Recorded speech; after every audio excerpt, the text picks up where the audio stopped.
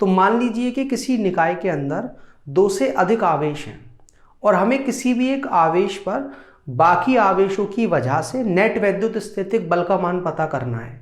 तो वो हम किस तरह से पता करें?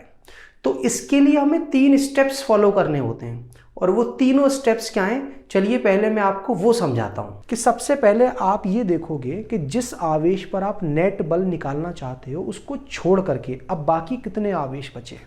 मान लो 10 आवेश हैं, एक पर आपको बल पता करना है तो बचे 9। जितने आवेश बचे उस आवेश पर उतने ही बल लगेंगे। पहला स्टेप क्लियर।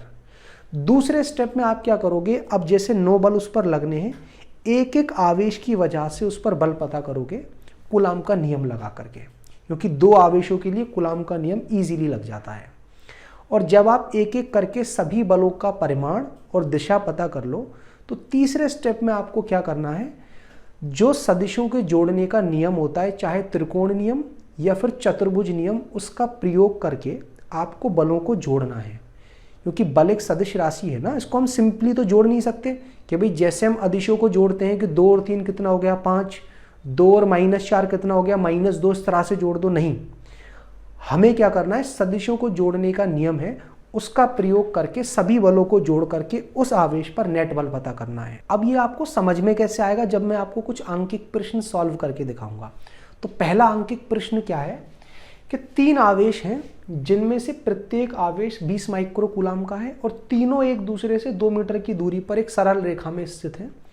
तो दाएं सिरे पर स्थित आवेश पर आप कुल बल पता करें। तो देखो, दाएं सिरे पर स्थित जो आवेश है इस पर हम बल पता करना चाहते हैं। तो पहला स्टेप मैंने क्या बताया है कि इसको छोड़ करके ये पता करो कितने आवेश हैं। बचे 2 आवेश, तो इस दाएं सिरे पर जो आवेश है Q3 उस पर 2 बल लगेंगे, एक Q1 की वजह से, दूसरा Q2 की वजह से। दूसरे स्टेप में मैंने क्या कहा है कि आप Q3 पर एक एक करके दोनों बलों के मान पता करो। पहले आप क्या लिखोगे, F31, ये क्या कह रहा है, तीसरे आवेश पर पहले वाले की वजह से लगने वाला बल। और ये बल निकलेगा किससे, कूलाम के नियम से। क्या कहता है कूलाम का नियम, 9 × 10⁻9, ये तो K हो गया। पहला आवेश 20 माइक्रो कूलाम, उसको कूलाम में रखें अगर आप बल न्यूटन में निकालना चाहते हो। दूसरा आवेश भी आप कूलाम में रखें और बीच की दूरी का स्क्वायर। बीच की दूरी कितनी होगी, 2 मीटर ये और 2 मीटर ये, तो Q1 और Q3 के बीच की दूरी आ गई 4 मीटर। इसका क्या करना है आपको, स्क्वायर। अब इसको सॉल्व कर लेते हैं। देखो, सबसे पहले मैं 10 की घातों को सॉल्व करता हूं तो -6 और -6 कितना हो गया, -12, और यहाँ 10 की घात 9। और जब आधार समान हो तो घातें जुड़ जाती हैं, तो 10 की घात कितनी आ गई, -3। यहाँ देखो 4 × 4 जब आप लिखोगे तो 4 से ये 20 5 बार कट जाएगा, ये 20 भी 5 बार कट जाएगा, और 5 का 5 से मल्टीप्लाई करोगे तो कितना आएगा, 25। और जैसे ही आप 25 का 9 से गुणा करोगे तो आंसर कितना आएगा, 225 × 10 की घात -3 न्यूटन। क्लियर है। इस बल की हमको दिशा भी पता करनी है, वो आवेशों की प्रकृति देखकर आपको पता लग जाएगी। दोनों आवेश कैसे हैं, समान प्रकृति के। देखो, समान प्रकृति के आवेश एक दूसरे को प्रतिकर्षित करते हैं, और मैंने ये कहा था कि दोनों आवेश, उनको जोड़ने वाला जो विस्थापन सदिश है उसके अलोंग दूर जाएंगे या उसके अलोंग पास आएंगे। तो Q3 जब इसी के अलोंग दूर जाएगा तो वो जाएगा कहाँ, राइट में। ये किसकी दिशा हो गई, F31 की। परिमाण कितना है, ये रहा, और दिशा कहाँ है, दाईं तरफ। समझ में आ गया। अब देखो, तीसरे वाले आवेश पर एक और बल लगेगा, किसकी वजह से, दूसरे आवेश की वजह से, क्योंकि जितने आवेश बचे हैं उतने ही बल आएंगे। अब इस बल को निकालने का तरीका क्या है कि आप पहले K डालें, दोनों आवेश डालें, बीच की नई दूरी डालें, फिर सॉल्व करें। दूसरा तरीका क्या है कि कूलाम के नियम का जो स्टेटमेंट है आप उसका प्रयोग करें। तो कूलाम का नियम कहता क्या है कि अगर आप दूरी को घटाओगे तो बल बढ़ेगा और दूरी को बढ़ाओगे तो बल घटेगा। तो यहाँ आपने दूरी को घटाया है तो बल बढ़ेगा। अगर आपने दूरी को 2 गुना कम किया है, 4 से घटाकर 2 किया, तो बल जो होगा 2 का स्क्वायर 4 गुना बढ़ेगा। तो आपको करना क्या है, ये 225 × 10 की घात -3 न्यूटन जो है वो अब 4 गुना बढ़ जाएगा। आवेशों के गुणनफल की वजह से नहीं बदल रहा है, दूरी के बदलने की वजह से बदल रहा है। कितना आ जाएगा, 225 का आप 4 से गुणा करोगे तो कितना आ जाएगा, 900 × 10 की घात -3 न्यूटन। दिशा, फिर से ये दोनों धनावेश हैं, तो ये जो F32 है ये भी कहाँ लगेगा, दाईं तरफ। समझ में आ गया। तीसरे स्टेप में मैंने क्या कहा था कि जब आपको सभी बलों के परिमाण पता लग जाए, सभी की दिशा पता लग जाए, तो वेक्टरों को जोड़ने के जो नियम हैं उसका प्रयोग करके आप सभी बलों को जोड़ करके नेट बल पता करें, उसका परिमाण भी, उसकी दिशा भी। अब देखो जो सदिश होते हैं वो एक सिचुएशन में बिल्कुल अदिशों की तरह जुड़ जाते हैं। कब? जब सभी समान दिशा में हो। तो देखो पहला वाला जो बल है वो भी कहाँ है? दाईं तरफ। दूसरा वाला बल भी कहाँ है? दाईं तरफ। तो जो नेट बल आएगा वो भी कहाँ आएगा? दाईं तरफ। और कितना आएगा? 900 के अंदर जब आप 225 जोड़ोगे तो कितना आ जाएगा? 1125 गुणा 10 की घात -3 न्यूटन। अगर मैं इसको वैज्ञानिक रूप में लिखना चाहूँ तो क्या होगा? 1.125 न्यूटन। और किस तरफ लगेगा? दाईं तरफ। ये क्या है?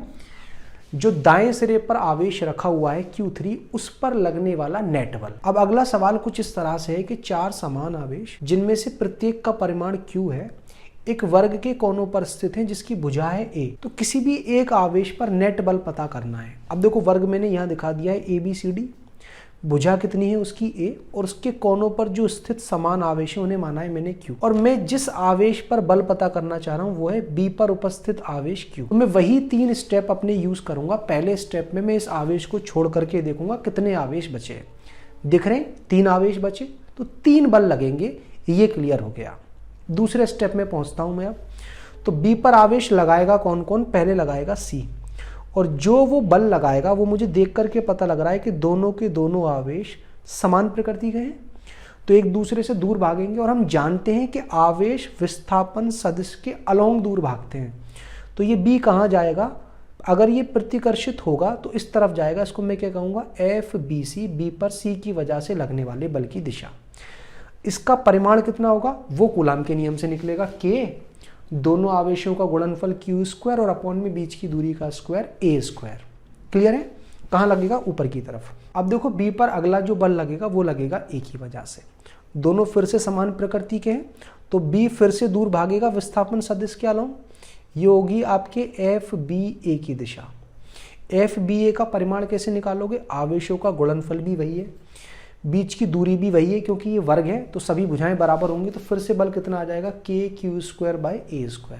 क्लियर है? अब देखो B पर जो तीसरा बल लगेगा वो लगेगा D की वजह से। लगेगा कैसे? विस्थापन सदिश के अलोंग, और फिर से समान प्रकृति होने की वजह से ये जो B पर आवेश है वो दूर भागेगा इस तरह से। इसको मैं कह दूंगा FB, और इसको वैल्यू क्या दूंगा? D। B पर बल किसकी वजह से? D की वजह से। तो B पर कितने बल लगे? 3 बल, A की वजह से, C की वजह से, D की वजह से। और FBD कैसे निकालूंगा? K, आवेशों का गुणनफल फिर से वही आएगा, Q × Q²। बीच की दूरी निकालनी पड़ेगी पहले मुझे। अब देखो बीच की दूरी निकालने के लिए मैं किसका प्रयोग करूंगा? पाइथागोरस प्रमेय का। यह आपको दिख रहा है कि ये वाला जो कोण है आपका वो 90 अंश का है, और 90 अंश के सामने वाली भुजा को हम कहते हैं कर्ण। और कर्ण का स्क्वायर किसके इक्वल होता है? लंब का स्क्वायर प्लस आधार का स्क्वायर। तो यहाँ से अगर आप ये साइड निकालोगे वो कितनी आ जाएगी? A√2। तो दोनों आवेशों के बीच की दूरी कितनी हो गई? भुजा जो भी है वर्ग की उसको मल्टीप्लाई करना पड़ेगा √2 से। तो अपॉन में A√2 का स्क्वायर, और जैसे ही आप इसका वर्ग करोगे तो कितना आ जाएगा? 2A²। अगर देखो इस वाले बल को मैं F मान लूँ तो ये F है तो ये भी F होगा, और ये कितना आ जाएगा? F/2।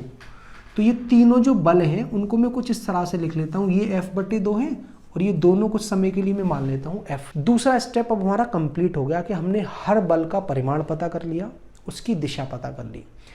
तीसरा और सबसे जरूरी स्टेप क्या होता है कि अब आप सभी बलों को जोड़ करके नेट बल पता करो। और उसको जोड़ने के लिए आप किसका यूज करेंगे? सदिशों को जोड़ने का जो नियम है, चाहे त्रिकोणीय नियम या फिर चतुर्भुज नियम, उसका आप यूज करें। अब यहाँ दिक्कत क्या है कि आपके पास 2 से ज्यादा बल हैं, तो आपको क्या करना पड़ेगा? पहले 2 बलों को जोड़ना है, और उन 2 का जो परिणामी आए उसको फिर तीसरे के साथ जोड़ना है। तो अब पहले जो 2 बल मैं उठाने जा रहा हूँ वो है FBA और FBC। ऐसा क्यों कर रहा हूँ मैं? क्योंकि इन दोनों के बीच का जो कोण है वो है 90 अंश, तो आसानी से इनका परिणामी निकल आएगा। और ये रहे दोनों के परिमाण भी कैसे हैं? समान। तो इनका परिणामी जो आएगा F' मान लेता हूँ, वो क्या आ जाएगा? √ में पहले सदिश का स्क्वायर F², दूसरे सदिश का स्क्वायर F² प्लस 2FF, और बीच का जो कोण है वो है 90 अंश। cos 90 अंश का जो मान होता है वो होता है 0। तो ये पूरा 0 हो गया। F² प्लस F² कितना हो गया? √ में 2F², और अगर आप इसका रूट ले लोगे तो कितना आ जाएगा? F√2। F की वैल्यू आपको वही डालनी है, KQ²/A²।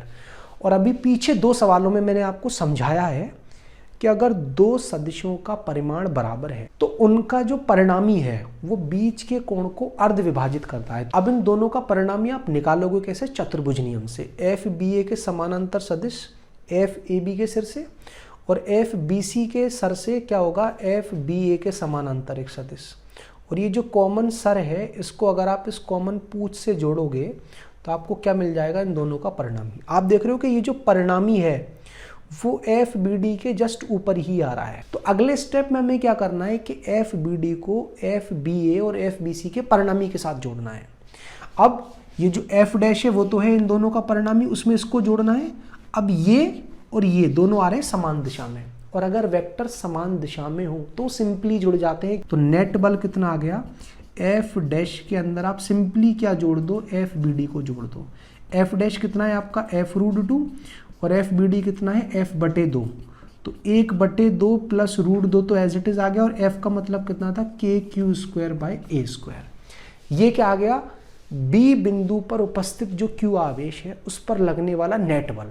क्लियर?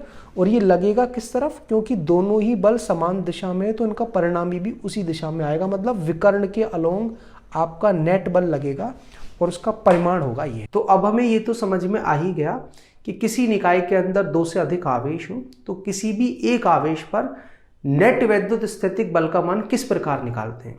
अब चलिए मैं आपको ये समझाता हूं कि दो समान प्रकृति के या विपरीत प्रकृति के जो आवेश हैं उनको जोड़ने वाली रेखा पर संतुलन बिंदु की स्थिति किस तरह से पता करते हैं। मतलब वो बिंदु जहां पर किसी तीसरे आवेश को ले जाकर रखा जाए तो वो वहीं रुका रहे।